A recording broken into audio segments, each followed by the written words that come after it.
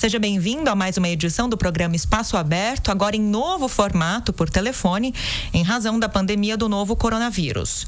Durante esse período, a gente vai procurar conversar com especialistas e agentes públicos envolvidos no processo de contenção da doença na cidade. Bom, nós falamos agora por telefone com o diretor de Vigilância Epidemiológica da Secretaria Municipal de Saúde, o Ezequiel Santos, que fala para a gente um pouco sobre a evolução da doença aqui na cidade. Ezequiel, obrigada pela entrevista. Bom dia, eu que agradeço. Fico à disposição de vocês sempre que for necessário.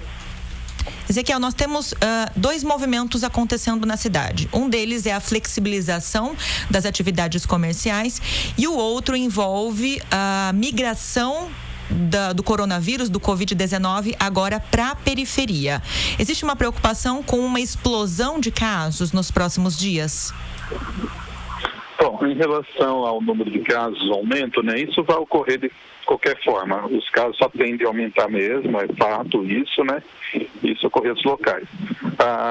Agora, em relação à migração do vírus, também é uma tendência esperada, Como ocorreu já em outros países, na cidade de São Paulo mesmo, então, que a gente observa. Que no início da infecção ele se dá nos bairros mais favorecidos, na região mais central, geralmente das cidades. Depois, com o tempo, ele vai migrando para a periferia.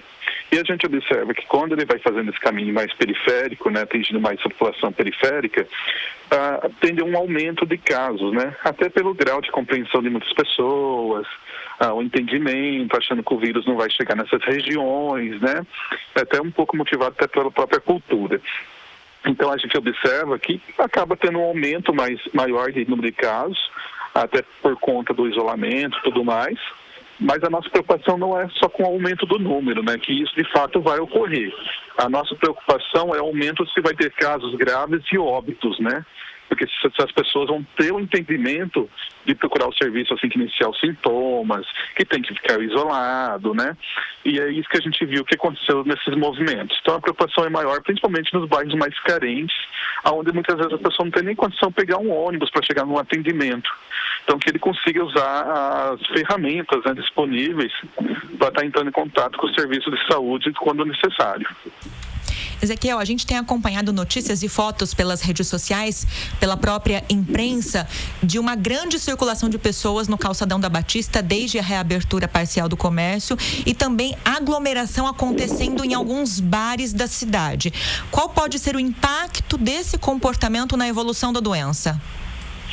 O impacto não será bom, Será negativo, a gente vai ter um aumento muito rápido de casos, porque a gente gostaria de evitar. A gente não vai evitar que os números aumentem, mas a gente gostaria que esses números aumentassem de uma forma mais lenta, Quanto menos rápido, vamos dizer assim, esses números subirem, para nós é melhor.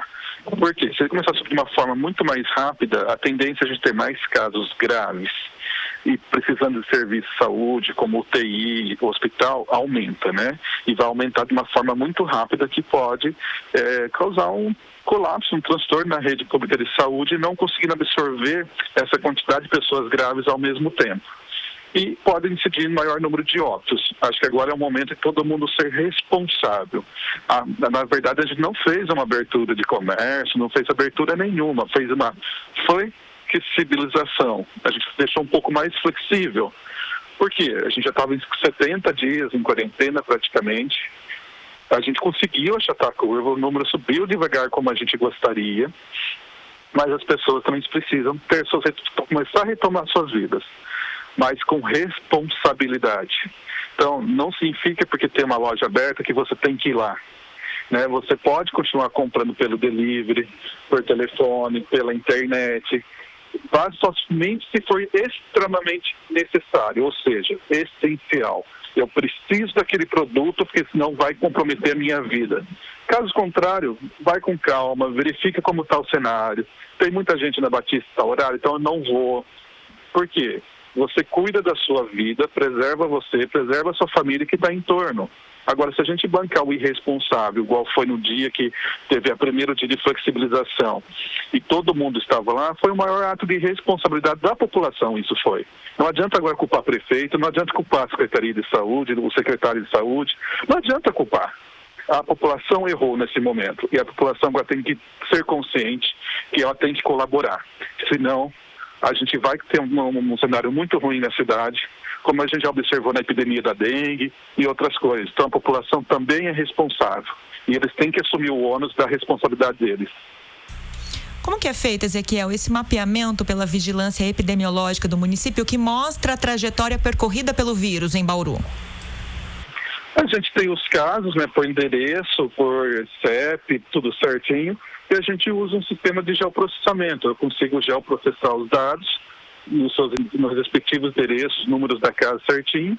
Depois a gente faz algumas análises usando os mapas de calor, do heatmap, pelo sistema Kernel, que é um sistema epidemiológico, estatístico, que ele mede, para mim, dentro do mapa, aonde eu tenho maior concentração de casos, e ele consegue ir mensurando aonde essa concentração está maior, e ele cria a escala de cores, como você vê na nossa boletim epidemiológico. Então, quanto mais vermelho aquele ponto, maior concentração de casos eu tenho naquela região. O mais amarelo, eu tenho uma concentração mais leve, mais moderada. O verde mais claro, eu tenho uma concentração inicial, ou seja, eu tenho uma destinação de vírus ainda inicial naquela região. Então a gente vai acompanhando como ele vai migrando pelo kernel e pelo geoprocessamento também, conforme vai aumentando. Então a gente tem a possibilidade de estar vendo isso no dia a dia, conforme vai saindo os casos positivos. Hoje em Bauru, quais são os bairros que têm os casos, o maior número de casos confirmados? Ainda é na Zona Sul? Os maiores casos confirmados é na Zona Sul, né, e na região do central da cidade, principalmente aqui nos altos da cidade. Agora, os casos mais ativos no momento, agora se concentram na região do Geisel, Cardia, na região um pouquinho ali, Independência, Falcão, e começou, né, como eu mostrei no mapa do boletim de ontem, ali na região do Pousado Esperança e o Parque Jaraguá. Então, onde são os casos ativos. Mas no total de confirmados, a Zona Sul e o Altos da cidade tem o maior número de casos confirmados. E o que representa, Ezequiel, do ponto de vista da curva de contaminação, esse movimento agora do vírus se locomovendo até os bairros mais pobres da cidade, já observando o que vem acontecendo em algumas capitais do país? A gente vai ter que observar essa curva e a velocidade com que ela vai evoluir. Nossa preocupação agora é essa velocidade, quanto ela vai acelerar, com que rapidez ela vai crescer, principalmente o número de casos graves e óbitos. Então a gente vai ter que ficar muito atento nos graves, porque o paciente que tiver síndrome leve, a recomendação é que ele fique isolado no seu domicílio, fique lá os 14, 15 dias que for necessário, e logo ele sai do isolamento. Agora, os casos graves é que vai nos chamar muita atenção, e aí esse é onde está o maior ponto de atenção, o maior momento de monitoramento nosso. Como que é calculada essa velocidade do contágio pelo coronavírus? Quais são os critérios que são levados em conta? Então, a gente trabalha com alguns modelos estatísticos, né? A gente trabalha com o modelo da Fiocruz, que ele é validado junto com o IBGE, mais uma parceria do Ministério da Saúde e outras entidades que participam do projeto da Fiocruz. A gente utiliza o modelo deles e dentro do sistema a gente consegue medir, a partir do primeiro caso divulgado na cidade, a velocidade com que leva para dobrar para ter o segundo caso, para ter um maior outro de casos. Então, exemplo básico, a partir do primeiro que tive um caso, quanto tempo leva para me ter o segundo? Então, do primeiro ao segundo a gente levou 3 dias. Quando eu tive 2 casos, quanto tempo levou para ter 4 casos, para dobrar? Então, a gente trabalha sempre com a dobra do número de casos, né? Então, para dobrar de 2 para 4, levou 5 dias, e assim por diante. O sistema leva muito em conta o número de exames que está sendo realizado, né? Quanto mais exames eu faço, provavelmente mais rápido eu posso dobrar ou não. Mas a questão na questão do número de exames, ele vai impactar quanto positivo eu estou tendo, né? Porque eu posso ter um grande número de exames e muito negativo, então a minha dobra vai demorar mais. Agora, se eu tenho um grande número de exames e muito positivos, a minha dobra será muito mais rápido. Então a gente fica sempre de olho na positividade, né? Quantos por cento daquela diário que foi coletado positivou, para a gente estar acompanhando essa dobra. Então, a última dobra nossa foi dia 30 agora de maio, que a gente chegou a 290 casos, e o sistema ele recalcula que eu posso dobrar no mesmo período que eu levei para dobrar. Então, eu levei 24 dias em relação da penúltima dobra para a última dobra agora. Então, o sistema espera que em 24 dias eu dobre para 580 casos, que não é bom, porque eu levei 2 meses para chegar a 290. Se eu dobrar em 24 dias para 580, significa que tem um alto índice de positivos na cidade e que está se alastrando de uma forma mais rápida. A gente tem tido esses dados coletados tanto pela Secretaria de Saúde, como você mencionou, quanto por outras instituições, Universidade de Pelotas e Ibope Inteligência. Com relação a essa taxa de contaminação constatada em Bauru, ela tem seguido a curva de outras cidades do mesmo porte que a nossa? É meio cedo para falar sobre isso, Lidiane, até porque, assim, cada município está tendo um comportamento, principalmente aqui no interior de São Paulo, muito diferente, né? Então, o município mais próximo aqui de nós, que tem um porte muito semelhante ao Bauru, é São José Rio Preto. Só que São José Rio Preto ele começou a ter os seus casos mais cedo que Bauru, já tem o dobro de casos de Bauru. Então, assim, a gente observa aqui na região que cada município está tendo um comportamento muito diferenciado, que depende muito do início da transmissão, quando teve seus primeiros casos, né? É difícil fazer qualquer comparação, qualquer previsão, que eu falo, qualquer pessoa que eu usar agora, nesse momento, fazer qualquer previsão de como vai ser o comportamento, ele vai incorrer num grande erro, porque é tudo ainda que a gente fala aqui, né? Tudo que a gente prevê daqui para frente é achismo. Cientificamente não dá para falar muita coisa ainda. Um dia após o outro que a gente tem que ir observando, entendendo o formato do vírus. Porque cada região, cada local, cada país, ele se comporta de uma forma, então não dá para falar muita coisa. Qualquer coisa que a gente queira falar agora vai ser achismo.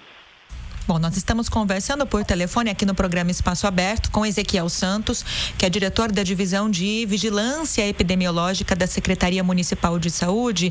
Eu sei que uma das grandes preocupações das autoridades de saúde nesse momento é com a descrença e o negacionismo, né? Um comportamento que tem sido apresentado por algumas pessoas e que dificultam o combate da proliferação da doença.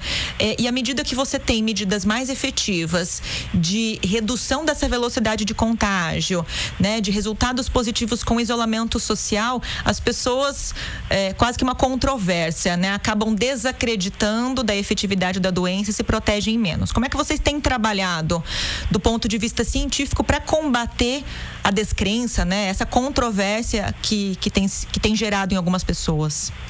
Bom, Lidiane, é super engraçado isso, né, a cultura da população em relação à saúde, né? Acho que a gente vai ter que estudar muito isso, como a população enxerga a saúde. Por mais que a gente tente entender, cada dia a gente é surpreendido de uma forma muito negativa, muitas vezes. A relação saúde e ser humano é uma coisa que está tornando muito complexa.